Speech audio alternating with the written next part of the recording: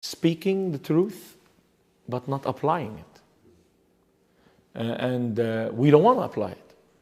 We think that it's enough to tell people the gospel. That's not true. Because this is not what Jesus did. I remember the disciples, after Jesus finishing his intercourse with the multitude, they said, okay, chief, let's pack it, send them home. And Jesus said, send them where home? These people are hungry, they want to eat. But you told them the message, you told them the gospel. Why should we feed them? Let them go home. And we're like the disciples today. We like to send people home. We don't want to get into the trouble of feeding them and taking care of them and worrying about them. We're too busy. We are so entangled with the affairs of this world that we have no time to love anymore. We need to make time to love. We need to start realizing why Jesus left us on this earth. The reason we exist as Christians on this earth is to shine. You are the light of the world.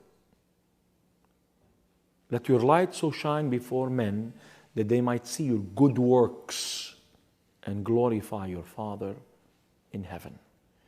We are a people of good works. That's why we're here.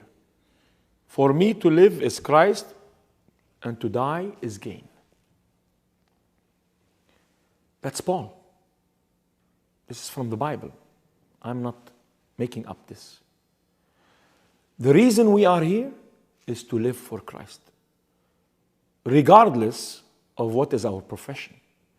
As a doctor, I'm here to live for Christ. As a pastor, I'm here to live for Christ. As a businessman, I'm here to live for Christ. In my profession, Christ has to be glorified and declared. That's why I'm here. I'm not here to accumulate wealth. I'm not here to earn degrees. I'm not here to do any of these things. Today in the Middle East, it's open doors. The Muslim world is in despair. The brothers are killing each other. Young people are helpless and hopeless. They are looking for an alternative. The alternative is not there because we are afraid. We need to start bringing the alternative home to them. We need to go. We need to start invading the Middle East with love, not with cruise missiles. We need to erect lighthouses for Jesus Christ. And that's what I am in. We started in Tyre, now we're moving to Jordan, and to every place we can, we are going to erect a lighthouse for Jesus Christ. A door for people to enter in and know the love of God. That's my vision for the Middle East. And that vision I wanted to share with churches in America today. I say to the churches in America, stop being complacent. Rise up to the challenge that God has placed in front of you today. Today it's open doors. Revelation chapter 3, verse 8. Behold, I have set before you an open door, which no man will shut. And it's interesting that God set open doors in front of the church of Philadelphia. The word Philadelphia means brotherly love. It takes love to take advantage of open doors. No love, no open doors. I call on all brothers in America and churches to love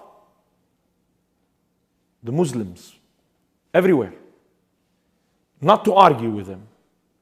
Not to do apologetics or go into Islamics or try to find... There is nothing common between us and them except that we're human.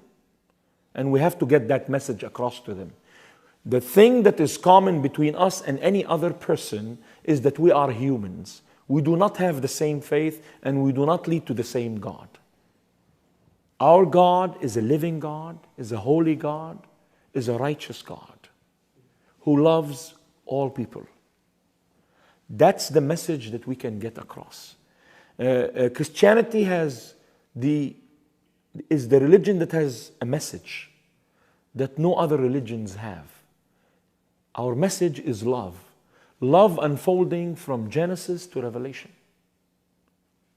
It's the story of love. How God loved man and worked throughout history to redeem man. And how He's going to glorify man in eternity. It's a story of love. And that message, no other religion in the world has that message. What we find in other religions is do's and don'ts.